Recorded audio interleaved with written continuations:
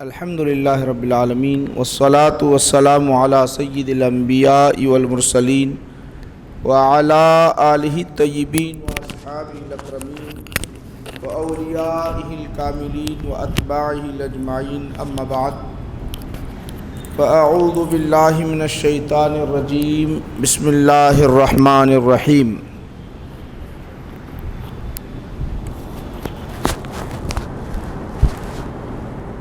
نحن اولیاؤکم فی الحیاۃ الدنیا وفی الآخرہ ولکم فیہا ما تشتہی انفسکم ولکم فیہا ما تدعون نزلا من غفور رحیم صدق اللہ مولانا العظیم وقال تعالی فی شان حبیبہ ان اللہ وملائکتہ یصلون علی النبی یا ایہا الذین آمنوا صلوا علیہ وسلموا تسلیما اللہم صلی علی سیدنا محمد وعلی آلہ وصحبہ افضل صلواتک وعدد معلوماتک وبارک وسلم۔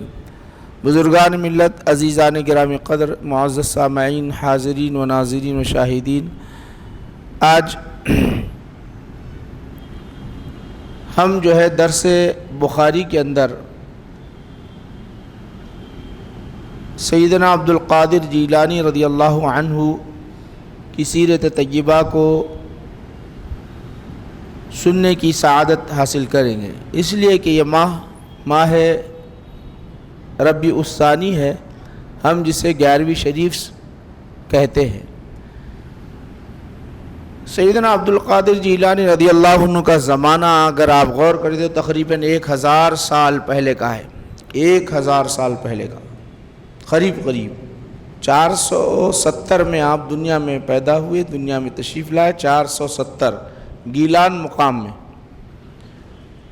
اور 561 تک آپ دنیا میں رہے۔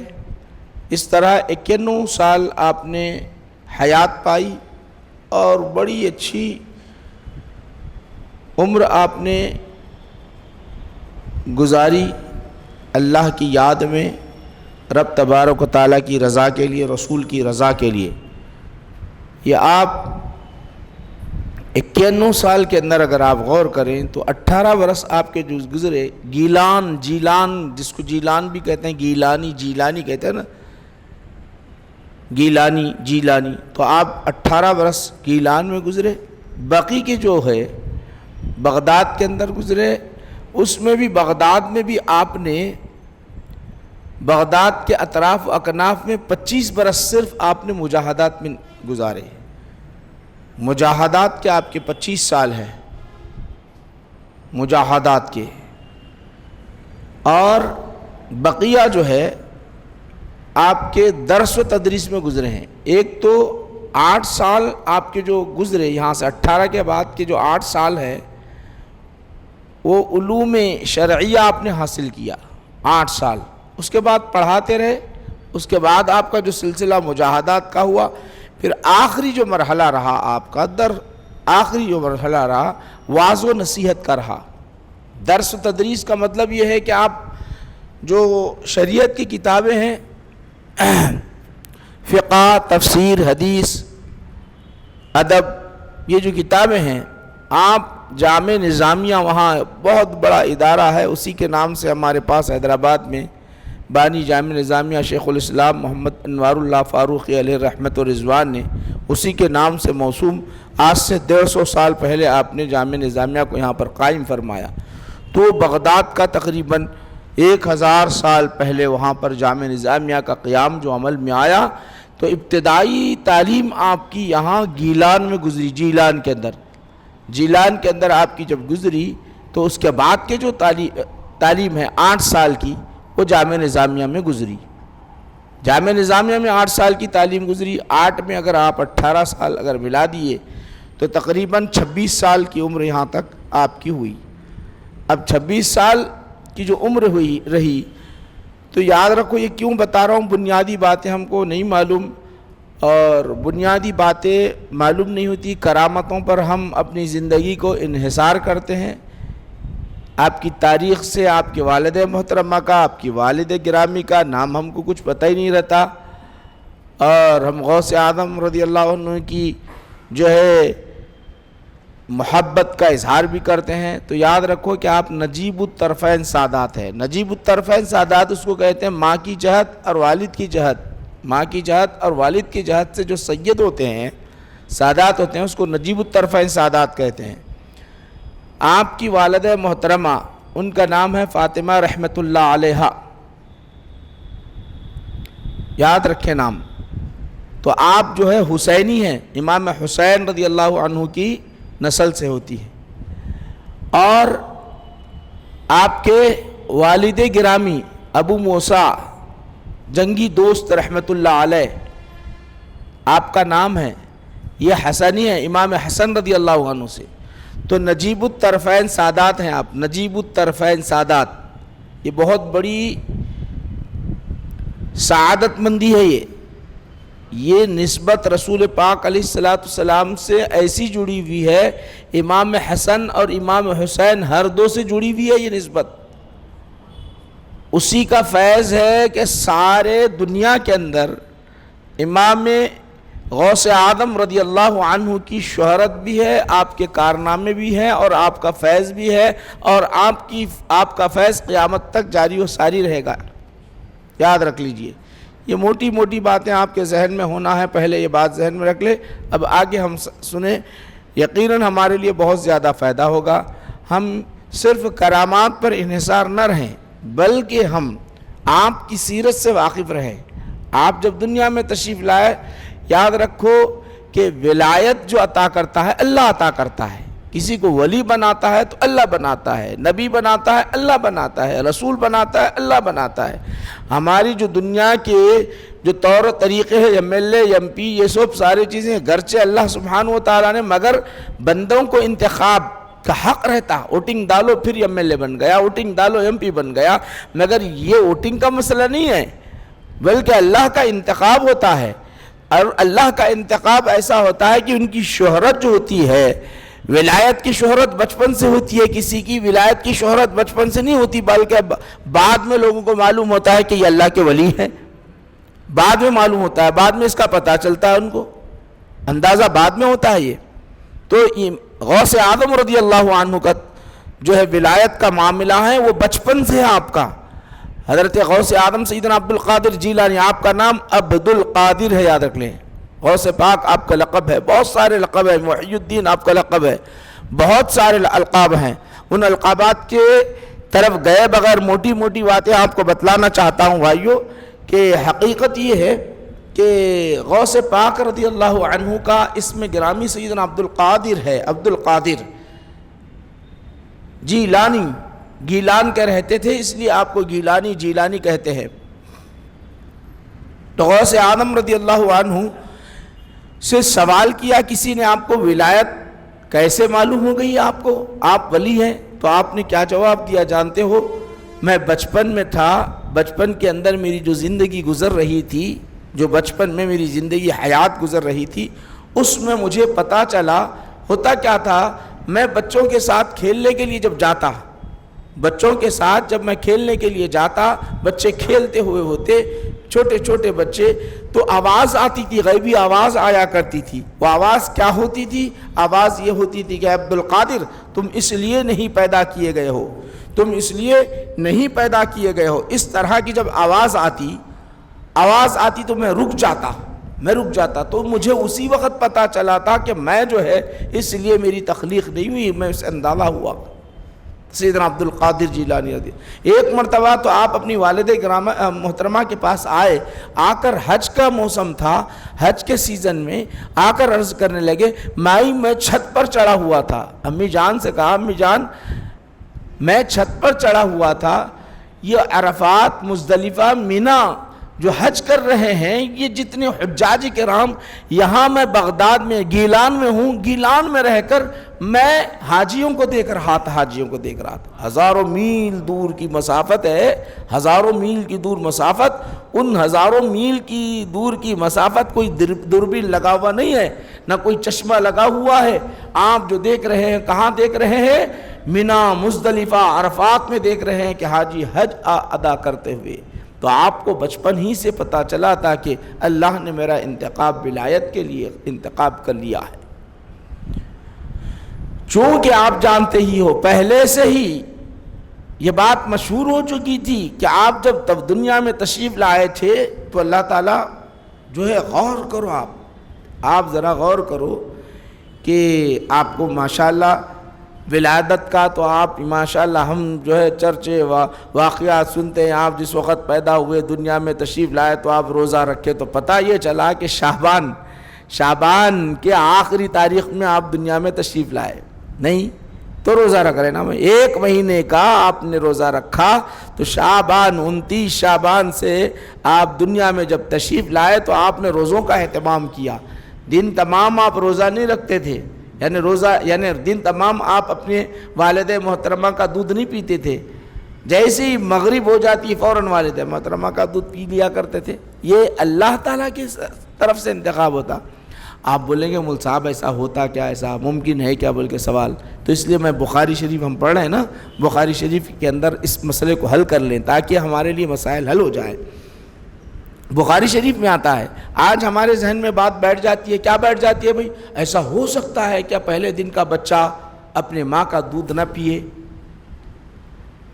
سحر سے لے کے افطار تک نہ پیے؟ یہ دماغ ہمارا کام کرنے لگتا ہے اور بولتے ہیں من گھڑت کہانیاں ہیں، ایسا بولنے لگتے ہیں ہم۔ جہاں ایسا بولنے لگتے ہیں اور قرآن و احادیث شریفہ کی طرف ہم غور نہیں کرتے اور یہ ایک ولی کے بارے میں ایسی نسبت رکھتے ہیں تو ہمارا ایمان کمزور ہوتا ہے، بسا اوقات ہمارا ایمان چلا بھی جاتا ہے۔ اس لیے حدیث سنا رہا ہوں تاکہ آپ کا ایمان مضبوط ہو جائے۔ ایک حدیث سن لیجئے، بخاری شریف میں آتا ہے کہ اللہ کے رسول صلی اللہ علیہ وسلم نے ارشاد فرمایا، بچوں میں سے ایک بچہ ایسا، 3 بچے ایسے ہیں یا 4 بچوں کا تذکرہ فرمایا آپ نے جو پیدا ہوتے ہی بات کیے۔ ایک تو حضرت عیسیٰ علیہ السلام کا معاملہ ہے، پیدا ہوتے ہی انی عبداللہ آتانی الکتاب وجعلنی نبیا، آپ بولیں گے نبی تھے، بولے تو کوئی کمال نہیں ہے، بول کے بولیں گے معجزہ، مگر یاد رکھو بخاری شریف کی حدیث آپ کو سنا رہا ہوں۔ اللہ کے رسول صلی اللہ علیہ وسلم ارشاد فرماتے ہیں، ایک خاتون تھی، ایک خاتون گھروں میں کام کاج کیا کرتی تھی، گھروں میں کام کاج کیا کرتی تھی، بڑی محنت و مشقت کے ساتھ اپنی انہوں نے زندگی گزاری، لوگ انہیں عزت کی نگاہوں سے نہیں دیکھتے تھے۔ تو اس کو جب بچہ پیدا ہوا، لڑکا جب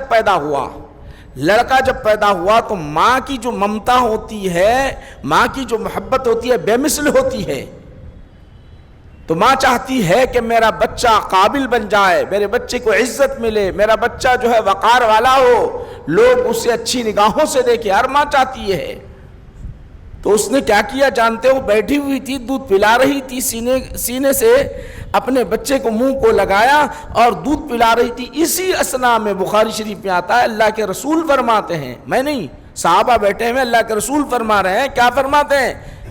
حضور ارشاد فرماتے ہیں جو دودھ پلا رہی تھی ایک بہت ہی نامور شخص، اس زمانے میں نامور شخص بڑے آن بان کے ساتھ جا رہا تھا، سواری پر سوار ہے، آگے پیچھے لوگ ہیں۔ اس نے ظاہری چیزوں کو دیکھا، اس ماں نے ظاہری چیزوں کو دیکھا، گھوڑے پر سوار ہے، آگے پیچھے لوگ ہیں، لوگ عزت کر رہے ہیں، تو دیکھ کر کہنے لگی، اے اللہ میرے بچے کو ایسا بنا دے، میں در در کے ٹھوکریں کھاتی رہی ویسا نہ ہو، میرا بچہ ایسا بن جائے۔ یہ دعا کر رہی کس کے بارگاہ میں؟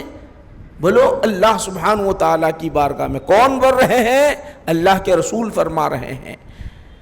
جیسے یہ دعا کرنا تھا، وہ بچہ جو سینے کو منہ لگا کر دودھ پی رہا تھا، سینے سے منہ نکال کر کہنے لگا، اے اللہ مجھے ایسا نہ بنا۔ ایک دن کا بچہ، حدیث میں آتا ہے، سن لیجئے، میں اپنی بات نہیں بول رہا ہوں، بخاری شریف میں پچھلی امت کے بارے میں بتا رہا ہوں۔ وہ بچہ سینے سے منہ نکال کر فوراً اللہ کے دربار میں کہنے لگا، مولا مجھے ایسا نہ بنا۔ پھر حضور ارشاد فرماتے ہیں، تھوڑی ہی دیر گزری کہ ایک عورت تھی، اس پر چوری کا، زنا کا الزام لگایا گیا اور لوگ اس کو گھسیٹ کر لے جا رہے ہیں اور لوگ ادنا بالکل حقیر نگاہوں سے اسے دیکھ رہے ہیں، الزام بھی لگا، چوری کا، زنا کا الزام لگا اور لے جا رہے ہیں۔ جب اس ماں نے دیکھا تو اس نے کہا، اے اللہ میرے بچے کو ایسا نہیں بنانا، جو لوگ اس پر جو تانا دے رہے ہیں ایسا نہیں بنانا میرے بچے کو۔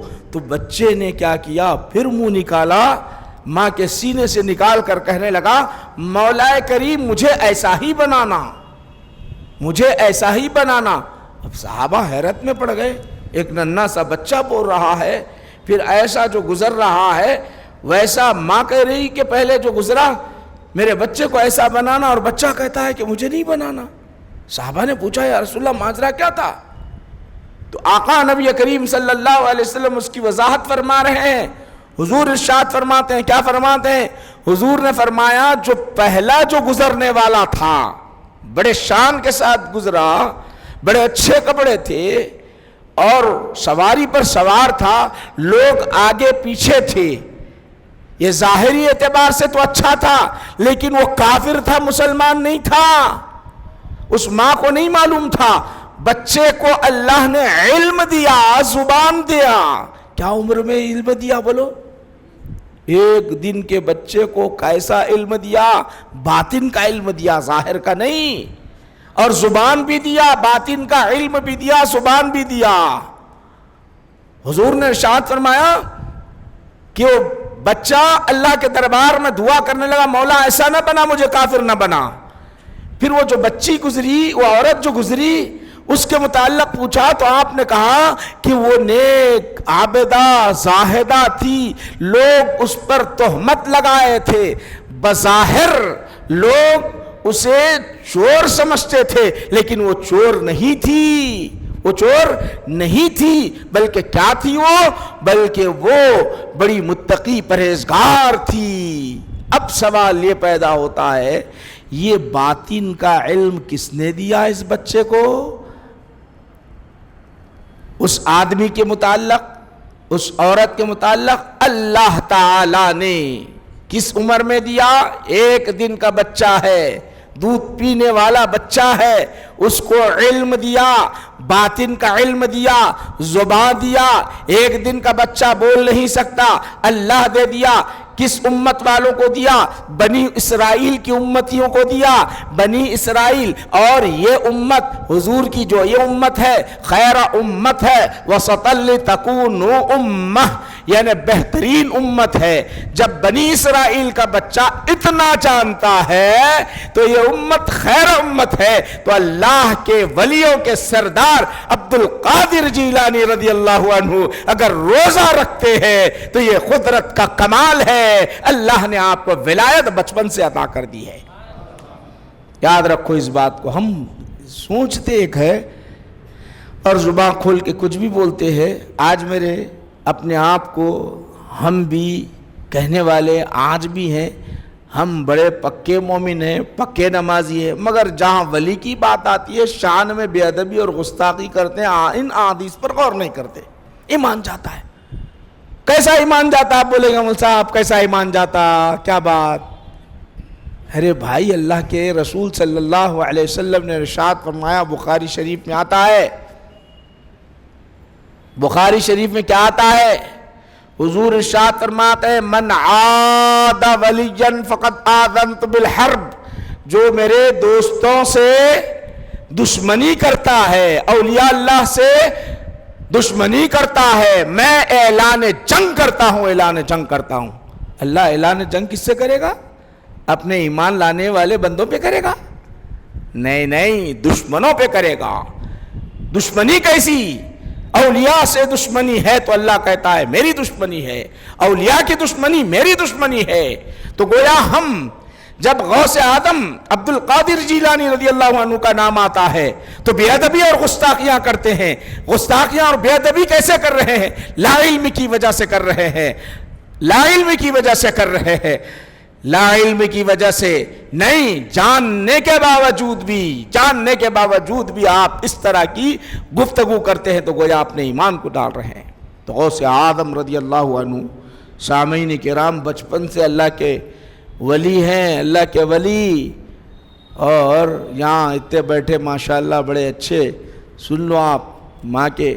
اور یہ سب بنیادی باتیں کیا ہے معلوم؟ قاضی صاحب سے آپ سنتے نہیں سنتے؟ قاضی صاحب خطبہ دیتے وقت پورا پڑھتے الدنیا کلھا متاع وخیر متاع الدنیا المرأة الصالحہ. قاضی صاحب بولتے ہیں یہ ساری دنیا فائدہ اٹھانے کی ہے. دنیا میں جتنی چیزیں ہیں فائدہ اٹھانے کی ہے. اٹھا رہے نہیں اٹھا رہے, زمین سے, آسمان سے, نل سے, پانی سے, ہوا سے, کھانے سے, اناج سے, بریانی سے, گوشت سے, سب سے اٹھا رہے ہیں. بریانی بھی کھا رہے, میٹھے بھی کھا رہے, سب دنیا یہ متاع ہے, فائدہ. مگر بریانی کھائے تو تھوڑی دیر کے لیے مزہ آتا, بڑا اچھا لگتا ہے, اور فلاں چیز اور میٹھا کھائے, ڈبل کا میٹھا کھائے, اس سے اور کدو کی کھیر کھائی ہے, فلاں اور جس کو جو میٹھا اچھا ہے, بڑا اچھا مزہ معلوم ہوتا, بڑا اچھا, اور کھانے کے لیے دور دور تک چلے جاتا ہے. بڑی اچھی بات ہے یہ سارے متاع ہیں. موبائل بچوں کے, نوجوانوں کے لیے بھی فتح ہے. کسی کے پاس 1.5 لاکھ کا موبائل آ گیا تو وہ متاع فائدہ اٹھا رہا ہے. حدیث میں آتا ہے سارے متاع ہیں, مگر یاد رکھو کہ حضور نے ارشاد فرمایا الدنیا کلھا متاع وخیر متاع الدنیا المرأة الصالحہ. سب سے بہترین متاع اگر کوئی ہے, نیک بیوی ہے, نیک خاتون ہے, نیک خاتون ہے. تو غوث اعظم رضی اللہ عنہ کی جو والدہ محترمہ ہیں, ابو موسیٰ دوست جنگی رحمت اللہ علیہ کی زوجہ محترمہ ہوتی ہے, وہ بڑی صالحہ تھی, بڑی نیک تھی, بڑی نیک تھی, تہجد گزار تھی, قرآن کی قاریہ تھی, حافظہ قرآن تھی, اور عبادت گزار تھی. ان کی فکر صرف اور صرف عبادت کرنا, صبح سے شام تک عبادت میں لگی ہوئی تھی. اس کا نتیجہ, اس کا پھل کیا نکلا جانتے ہو؟ کئی مرتبہ علماء سے سنے آپ, جب استاد محترم کے پاس غوث اعظم رضی اللہ عنہ کے پاس لے جایا گیا, غوث اعظم رضی اللہ عنہ کو 4 برس کی عمر میں ان کو جب لے جایا گیا استاد محترم کے پاس, 18 پارے سنانا شروع کر دیے. 18 پارے سنا دیے. یہاں کمال غور کرو, 18 پارے یاد کیسے کرے؟ ہم ایک جہت دیکھ رہے, پڑھ لیے, یہ خدا کی قدرت ہے, مگر قدرت کے پیچھے جو اصل بات ہے وہ جو غوث پاک رضی اللہ عنہ نے فرمایا 18 پارے مجھے اللہ نے یاد دلایا, ضرور ایسے یاد نہیں دلایا, میں ایسے ہی حافظ قرآن نہیں بنا, بلکہ میری ماں کا طریقہ رہا کہ جب تک دنیا کا کوئی کام نہیں کرتی تب تک وہ 18 پارے مجھے گود میں لے کر نہیں پڑھتی تھی. وہ پڑھنے کی وجہ سے ایسا ہوا کہ برکت میں اندر تھا اور اللہ مجھے حافظ بنا رہا تھا. جیسے اللہ سبحانہ و تعالی, بولو, اللہ تعالی ماں کے دودھ سے اٹیچ کرتا اس کی غذا کو, کرتا نہیں کرتا؟ بولو, ہر کوئی جانتا ہے. یہاں پر بچہ اندر رہتا نا, ماں کے رحم کے اندر رہتا, بچہ ماں کے رحم میں رہتا. بچہ جب دنیا میں آتا تو کیا نکلتا معلوم جانتے ہو؟ اس کے پاس اس سے ایک اٹیچ رہتا ہے, یہاں سے ناف ہوتا ہے, ناف سے ایک رگ ہوتی ہے, سینے تک پہنچتی ہے, وہ دودھ غذا جو ہوتی ہے بچے کو ملتے رہتی ہے. اسی طرح وہ غوث اعظم رضی اللہ عنہ کی والدہ محترمہ سید زادی باوضو قرآن کی تلاوت اپنے بیٹے کو پیٹ میں لے کر جب کرتی رہی تو اللہ سبحانہ و تعالیٰ کو یہ ادا اتنی پسند آئی کہ اللہ سبحانہ و تعالیٰ ابھی بچہ پیٹ میں ہی ہے, ان کو حافظ قرآن بنا دیا. حافظ قرآن جو تربیت, عورتوں کی جو تربیت ہوتی ہے بڑی اہمیت کے حامل ہوتی ہے. ہم صرف غور کرتے ہیں بھئی کرامت کیا ہے, بچے پیدا ہوتے ہیں, مگر اس کے پیچھے راز کیا ہے اس کو دیکھیں ہم. راز کیا ہے اس کے پیچھے؟ راز یہ ہے کہ خواتین کا ہاتھ ہے, عورتوں کا ہاتھ ہوتا ہے. عورتیں نیک ہیں تو یہ خاندان کا خاندان اچھا بن جاتا ہے, بچے اچھے بنتے ہیں, بچے بہترین پروان چڑھتے ہیں, ان کو بے مثل دنیاوی دینی نعمتوں سے سرفراز ہو جاتے ہیں. میرے بھائیوں, عورتیں اچھی ہو, یاد رکھو سب سے بنیادی بات. غوث اعظم رضی اللہ عنہ کی کرامت مواقف ہے. اب بولیں گے بھائی اس سے پہلے آپ سنے ہیں, غور کرو آپ, ان کا جو غوث پاک رضی اللہ تعالیٰ عنہ کا جو طریقہ ساری زندگی کو آپ دیکھیں گے, بالکل عین شریعت رہا, عین شریعت. تاریخ میں جتنے بھی آپ تصانیف اٹھا کر دیکھ لو غوث پاک کے, لے جا کے استاد کے پاس اماں جی بٹھا دیتے، والدہ جی بٹھاتے، استاد محترم سے پڑھانے لگاتے، آپ پڑھاؤ حضرت، آپ پڑھا دو، تاکہ بچے کے اندر. ہمارے پاس بھی کیا ہوتا، بسم اللہ خوانی ہوتی نہیں ہوتی. بعض نے بولتے بدعت ہے، شرک ہے، کیا کیا بولتے پتہ نہیں ہے، عجیب باتیں ہیں، بدعت ہے بول کے. ارے بھائی بچے کے اندر قرآن کی طرف رغبت دلانے کے لیے یہ جو عمل کیا جاتا بسم اللہ خوانی کا، جب اس کی زبان کھلتی تو اللہ کے نام سے اس کو شروع کرایا جاتا، یہ اہتمام کرایا جاتا تاکہ بچے میں قرآن پڑھنے کی رغبت حاصل ہو. اس لیے کرتے ہم. اب شرک تو بولو، بدعت تو بولو، کیا بولتے بولو، تمہاری زبان ہے، بولتے چلے جاؤ، جو چاہے بول لو آپ. اس کا نتیجہ کیا ہوتا ہے؟ بچہ پڑھنے لگتا ہے، بچے کے اندر شوق ذوق پیدا ہوتا ہے. غوث پاک رضی اللہ عنہ کو بھی لے جا کے بٹھائے، 18 پارے یاد ہیں، پڑھو. بولے استاد پڑھتے جی نو، پڑھو جی، اقرا پڑھو، عبد القادر اقرا، یا عبد القادر اقرا. استاد بولے اقرا بسم اللہ الرحمن الرحیم الحمدللہ. اب اپنے پاس کہا تھا بسم اللہ خوانی آئے، مل صاحب کو بلاتے، مولانا عبد الوحید صاحب کو بلاتے، واحد صاحب بلا کے بولتے حضرت ہمارے بچے کو ذرا پڑھاؤ نا بسم اللہ. بولے تو مل صاحب بولتے پڑھو بیٹا بسم اللہ الرحمن الرحیم الحمدللہ رب العالمین. تو بچہ پڑھنا شروع کرتا. سب ماں باپ دیکھتے رہتے، لڈو دیتے، پیسے دیتے نہیں دیتے، سب طریقہ کار ہے یہ، تاکہ بچہ خوش ہو جائے، پیسے بھی مل رہے، خوش ہوتے. مل صاحب بھی پڑھاتے. وہاں بھی ویسی ہوا، پڑھانے کے لیے بیٹھے، پڑھتے ہی نہیں. 18 پارے یاد ہے، پہلی مرتبہ بولے، دوسری مرتبہ بولے، تیسری مرتبہ پڑھتے نہیں. کئی کو نہیں پڑھے ہوں گے، یاد ہے تو سیدھا پڑھتے. بعض بچے رہتے چھوٹے چھوٹے بچے، پڑھو مائک دیتے، آ کے سیدھا شروع کرا تو رکتا نہیں، یاد ہے تو ہیبت بھی نہیں رہتی پڑھتے. وہ استاد سمجھے ہیبت ہوں گی، پہلا مرتبہ ہے، پہلی مرتبہ ہے، استاد سمجھ رہے ہیبت ہوں گی، نہیں پڑھ رہے ہیں. پھر پڑھو بولے، دوسری مرتبہ بولے ہیبت ہوں گی، پھر پڑھو بولے، تیسری مرتبہ، تین مرتبہ بولے تو نہیں، چوتھی مرتبہ پڑھنا شروع کرے تو 18 پارے پڑھتے چلے گئے. استاد بھی دیکھ رہے ہیں، والدہ بھی دیکھ رہے ہیں، استاد بھی دیکھ رہے ہیں، والدہ بھی رکتا ہی نہیں بچہ. استاد کو پڑھانے کی ضرورت نہیں، بچہ پڑھتے. عبد القادر جیلانی رضی اللہ عنہ پڑھتے چلے جا رہے ہیں، دنگ رہ گئے، سب دنگ رہ گئے. 3 مرتبہ بولنے کے باوجود نہیں پڑھے. کئی کو نہیں پڑھے؟ تو میرے بھائی تم جانتے ہو اس لیے نہیں پڑھے، میرے آقا نبی کریم صلی اللہ علیہ وسلم پر جب پہلی وحی نازل ہوئی تو سیدنا جبرائیل امین حضور کے دربار میں آئے، آ کر کہنے لگا پڑھو. مانا بھی قاری نہیں پڑھتا. دوسری مرتبہ بولے پڑھو، نہیں پڑھتا. تیسری مرتبہ بولے نہیں پڑھو، نہیں پڑھتا. چوتھی مرتبہ پڑھنا شروع کر دیے. اسی طرح غوث پاک رضی اللہ عنہ نے حضور کی سنت ادا کرتے ہوئے چوتھی مرتبہ پڑھنا شروع کر دیے. تو اتنا پڑھے گا پڑھتے ہیں. اسی لیے میرے آقا نبی کریم صلی اللہ علیہ وسلم نے جب پڑھنا شروع کر دیا تو ساری کائنات کو پڑھا دیا. غوث پاک رضی اللہ عنہ جب پڑھنا شروع کر دیے تو سارے لوگوں کو پڑھانا شروع کر دیے، سارے لوگوں کو پڑھانا. اصل بات یہ ہوتی بھائی، ہمارا الگ، اللہ والیوں کا طریقہ الگ رہتا، ان کا بچپن الگ ہوتا، ان کی جوانی الگ ہوتی. ان کے آپ کتنے مرتبہ سنے ہوں گے، نہیں مل صاحب سے بھی سنے ہوں گے، غوث پاک رضی اللہ عنہ 18 سال کی عمر میں، 18 سال کی عمر میں جو ہے کہاں سے، گیلان سے جا رہے ہیں. کدھر جا رہے ہیں؟ بغداد شریف کو جا رہے ہیں پڑھنے کے واسطے. کتنے مرتبہ مل صاحب سے سنے ہوں گے، ڈاکو آتے، 40 دینار آپ کے اندر رہتے، پوچھتے تمہارے پاس کچھ ہے کیا، ہے کیا، ہے کیا، ہے کیا؟ بولے تو ہے. بولتے انہوں کتنے؟ 40 دینار. بولے تو آج کے 4 کروڑ ہو گیا، قریب 4 کروڑ نہیں، 4 لاکھ ہی پکڑ لو نا آج کے. 4 لاکھ بولے تو پورا انہوں نے جو قافلہ لوٹا نا، ان کے پاس اتنا مال نہیں. اکیلے کے پاس، ایک نوجوان کے پاس 18 سال کی عمر میں اتنا مال دکھ رہا، وہ بھی میراث میں ملا تھا. سیدنا عبد القادر جیلانی رضی اللہ عنہ کے اور ایک بھائی تھے، ان کو 40 دینار، ان کو 40 دینار ملے تھے. اشرفیاں تھے.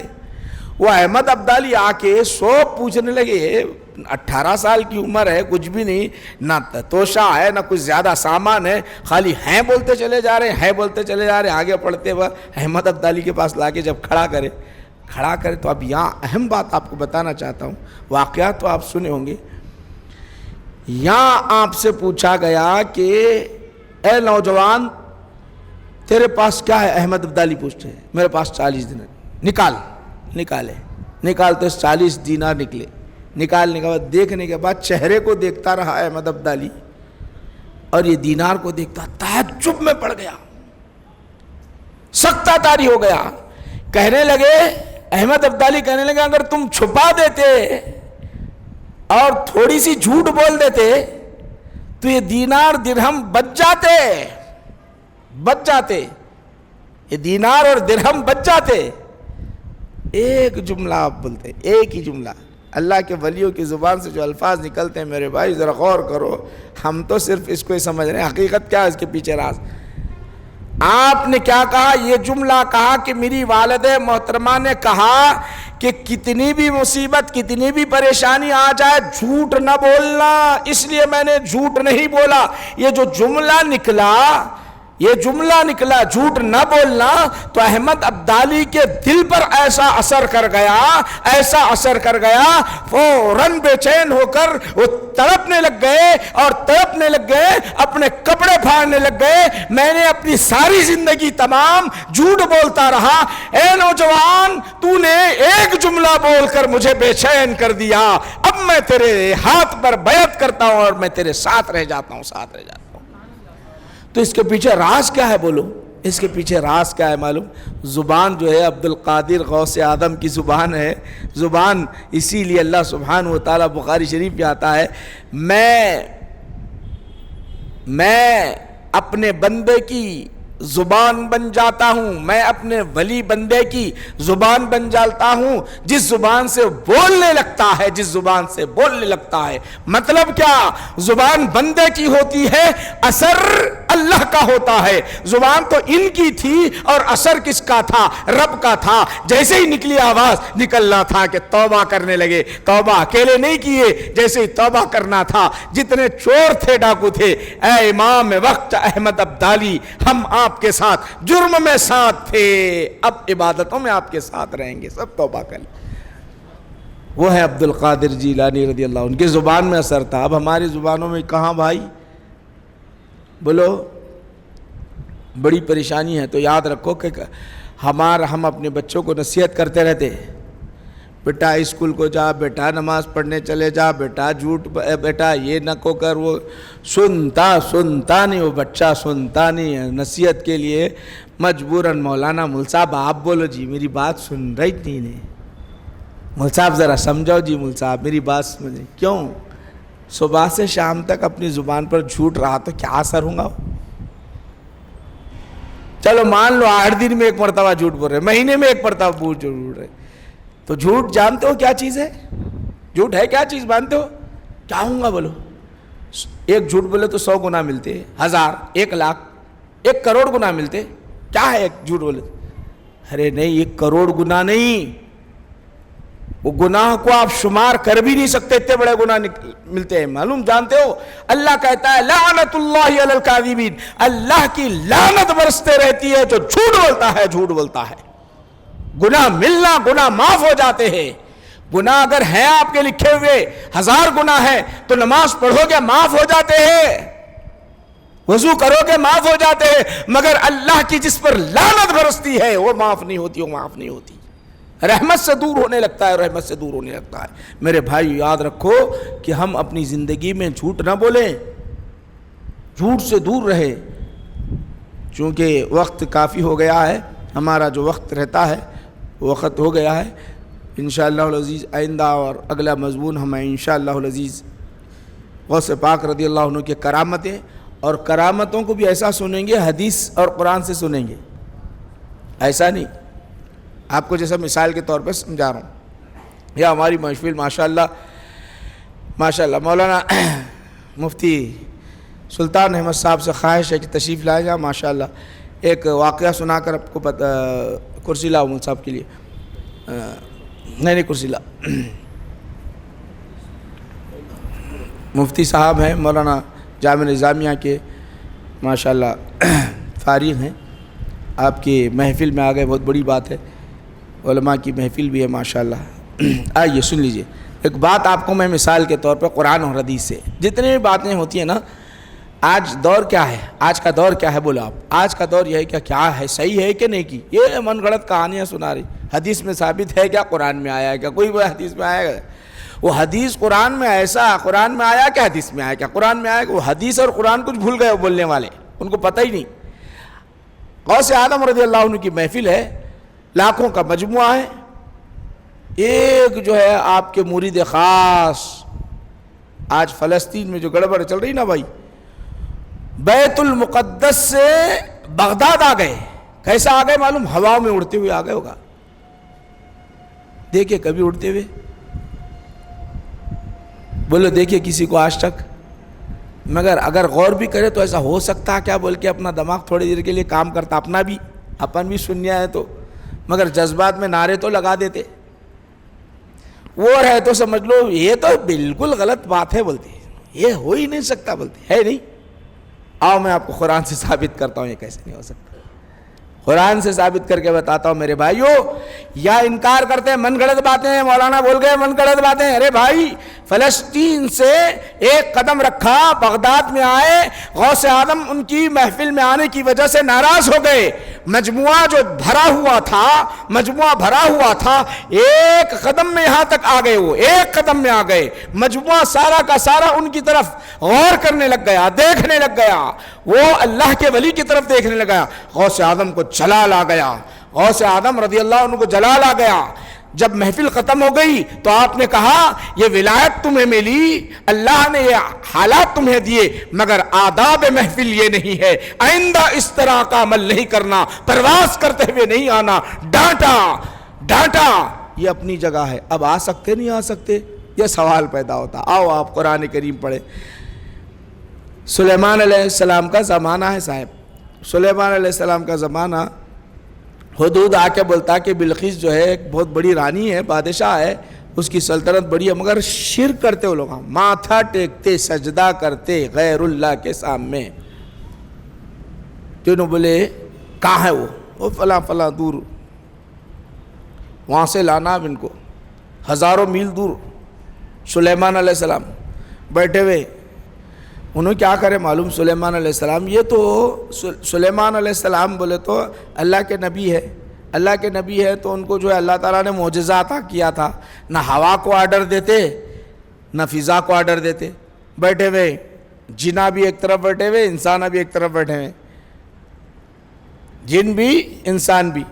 بولے بلقیس کا تخت بہت دور ہے, وہ تخت بڑا وزنی ہے. یہ مسجد ہے نا, مسجد یہ جتنی مسجد ہے یہاں سے لے کے وہ گیٹ تک, اس سے زیادہ, اور یہ 4 منزلہ مسجد یا 8-10 منزلہ مسجد, اتنا بڑا تخت تھا. وہ وہاں سے لانا تھا اتنا بڑا تخت. سلیمان علیہ السلام نے کون لاتا؟ جن بولا قال عفریت من الجن یاتیک قبل ان تقوم من مقامک. 19ویں پارے میں حضور والا میں لے کے آتا ہوں, مگر آپ جتنی دیر میں فیصلہ کرتے ہیں 6 گھنٹے کا ٹائم جو رہتا اتنی دیر میں لا سکتا ہوں وہاں سے یہاں تک. تو ایک اللہ کے ولی, قال الذی عنده علم من الکتاب, ایک اللہ کے ولی, ان کے زمانے کے ولی. کن کے؟ سلیمان علیہ السلام کے زمانے کے ولی بولے حضرت آپ آسمان کی طرف دیکھ کے نیچے دیکھنے تک لا لیتا ہوں. قال الذی عنده علم من الکتاب انا آتیک قبل ان یرتد الیک طرفک. قرآن کہہ رہا ہے, میں نہیں. 19واں پارہ آپ جا کر سورہ نمل آپ اٹھا کر پڑھ لیجئے, 3را رکوع یا 2را رکوع پڑھ لیجئے. قال الذی عنده علم من الکتاب انا آتیک به قبل ان یرتد الیک طرفک. آپ نگاہ آسمان پر ڈال کر نیچے دیکھ لے.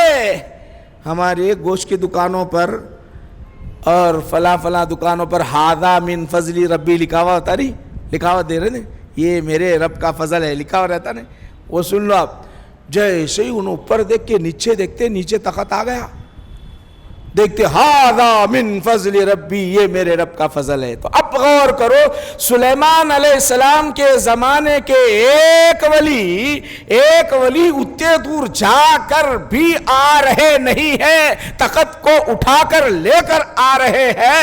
قرآن بیان کر رہا اور ہر کوئی ایمان لے آ رہا, ہر کوئی مان رہا ہے. پچھلی امت کا کوئی فرد اس طرح عمل کرے تو مان لیتے ہو یہ نبی خیر, یہ نبی کی امت خیر امت ہے. اس میں اگر کوئی اللہ کا ولی ہواؤں میں پرواز کرتے آ جائے تو یہ غلط بات کہتے ہو. یہ تمہارا علم غلط ہے, یا تم غلط ہو, یا تمہارا تجزیہ غلط ہے, یا اولیاء سے دشمنی ہے جس کی وجہ سے تم یہ بات کہہ رہے ہو. بولو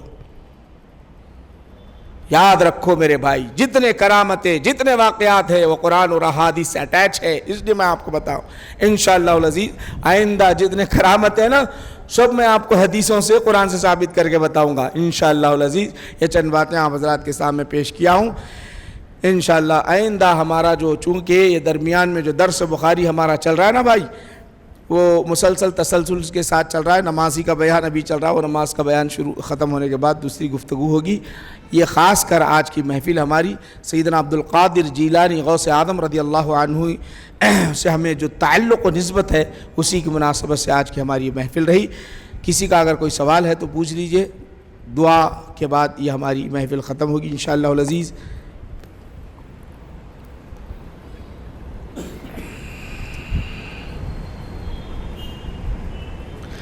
ماشاءاللہ بڑی خوشی کی بات ہے، آج جو ہے ہر وقت ہمارے پاس ہوتا یہ ہے کہ درس کے بعد چائے اور کچھ نہ کچھ بسکٹ وغیرہ کا اہتمام ہوتا ہے۔ آج بالخصوص اہتمام کیا گیا ہے، اہتمام کرنے والے جو بھی ہیں اللہ انہیں اجر جمیل عطا فرمائے۔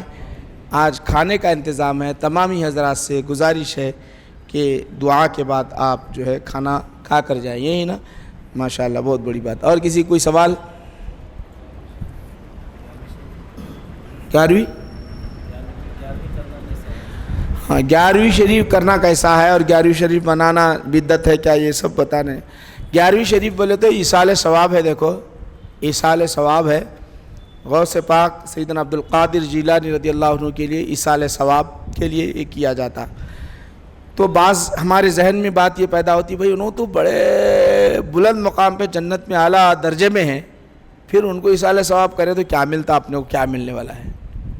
مرے بابا کے لیے کرو، ان کی مغفرت ہوگی۔ یہ سوال پیدا ہوتا نہیں ہوتا، ایسا پیدا ہوتا نہیں، شیطان پیدا کرتا ادھر سے پیدا کرتے، اس لیے جواب دے رہا ہوں میں آپ کو۔ ایصال ثواب چاہے ولی کے لیے ہو، چاہے والد کے لیے ہو، چاہے خاندان والوں کے لیے، ہر ایک کے لیے جائز ہے، بالکل جائز، شریعت نے اجازت دے دی۔ اب جب شریعت اجازت دے دی ہے تو ختم، کوئی یہ نہیں کہہ سکتا کہ جائز ہے ناجائز، وہ اللہ کے گناہگار ہوتا انہیں، ختم۔ معلوم رکھتے ہوئے ایصال ثواب۔ آپ بولیں گے مول صاحب کہاں بخاری شریف میں آتا ہے، حضور کے دربار میں آ کے عرض کرنے لگے یا رسول اللہ میری اماں کا انتقال ہو گیا، آپ کی زبان میں بول رہا ہوں، میرے والد کا، ایک بولتے میرے والد کا انتقال ہوا، میری والدہ کا انتقال ہوا، اور میں ان کی طرف سے عمرہ کر لوں، حج کر لوں تو ان کو ثواب ملے گا؟ تو حضور فرمائے ہاں ضرور بضرور ملے گا ان کو ثواب، حج کرو عمرہ کرو ان کی جانب سے، یہی بنیاد ہے ایصال ثواب کی۔ اور بہت سارے ہیں، ایک موٹی مثال آپ کو تاکہ آپ کے ذہن میں بیٹھ جائے۔ اب غوث پاک رضی اللہ عنہ کے جنت میں ہیں، ان کو کرنے سے کیا ملتا؟ یاد رکھو کہ یہ تحفہ ہے ہماری طرف سے، ان کو جو پیش کر رہے ہیں نا، ہم ان کو پیش نہیں کر رہے، حضور کو بھی پیش کر رہے ہم۔ اللہم صلی علی محمد وعلی آل محمد، اے اللہ حضور پر رحمت نشاور کر، وہ تو بلند مقام پر ہے، پھر ان کو کہیں بولنے کی ضرورت؟ اللہم آتینا، اللہم رب هذه الدعوة التامة والصلاة القائمة آتی محمد الوسیلہ، وسیلہ ان کو مقام دے دے مولا، والفضیلہ فضیلت کا مقام دے دے، والدرجۃ الرفیعہ ان کو بلند مقام عطا کر، وبعث مقام محمودہ مقام محمود عطا کر۔ سب ملے سو پھر کہیں کو ان کو ملا ہی چھے، مقام محمود بھی ملا، پھر اپن کہیں کو بول رہے ہیں، کیا بات؟ ہم بولے تو ملتا کیا؟ پہلے دیا عصا ربک ان یبعثک مقام محمودہ، اللہ تعالیٰ تو ان کو مقام محمود عطا کیا ہمارے بولنے سے؟ نہیں، ہوتا کیا جانتے ہو؟ ہم جب اللہ کے رسول کو یہ پیش کرتے ہیں، اللہ کے رسول یہ گویا ہمارا تحفہ ہے، اس کا تحفہ اللہ کے رسول ریٹن ثواب کے ذریعے سے نہیں دیں گے، بلکہ اللہ کے رسول ہمیں ہماری شفاعت کریں گے، وجبت لہو شفاعت، ہی ہماری شفاعت ہوگی۔ جس طرح رسول پاک علیہ السلام پر درود بھیج کر ہم تحفہ پیش کرتے ہیں، اسی طرح اولیاء اللہ کے دربار میں جب ہم پکوان کر کے فاتحہ کا اہتمام کر کے، سورہ اخلاص پڑھ کے، درود پاک پڑھ کے، سورہ فاتحہ پڑھ کر ہم تحفہ دیتے ہیں، یہ تحفہ دیتے ہیں، تو وہ تحفہ ہمارے لیے اس سے بہتر ریٹرن ہم کو کرتے ہیں، بہتر تحفہ عطا کرتے ہیں۔ کیسے عطا کرتے ہیں؟ کبھی دنیا میں ہماری پریشانیاں چلے جاتی ہے، پتہ ہی نہیں رہتا، اور آخرت میں تو تحفہ شفاعت کے ذریعے سے عطا کریں۔ بھئی اگر کوئی غیرت مند ہو شادی کے ٹائم پر آ کے آپ کو کوئی تحفہ دے دیا، غیرت مند، اچھا، با اخلاق، با صلاحیت، تو آپ اس کے بچے کی شادی میں گئے تو ایسے خالی ہاتھ نہیں جاتے آپ، ارے بھائی انہیں ہمارے پاس جو ہے تحفہ لا کے دیا تھا، 1,00,000 روپے کا تحفہ، کم سے کم 10 روپے کا تو لے جانا پڑے گا، نہیں رہے تو قرضہ لیتا۔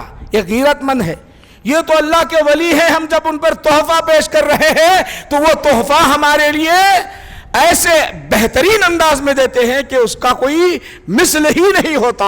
تو ہم یہ فاتحہ کا، ایصال ثواب کا جو اہتمام کرتے ہیں، یہ ہمارا تحفہ ہوتا ہے، اور بہترین تحفہ ہمارے لیے ان کی جانب سے ملتا ہے۔ یہ چند باتیں میں آپ حضرات کے سامنے پیش کیا ہوں۔ اللہ کے دربار میں دعا ہے کہ پروردگار عالم مولا کریم ہماری اس محفل و مجلس کو قبول فرما، اے اللہ ہماری پریشانی کو دور فرما، مصیبتوں کو ٹلا دے مولا، فلسطین کے مسلمانوں کی جان کی، مال کی، عزت کی، آبرو کی حفاظت فرما۔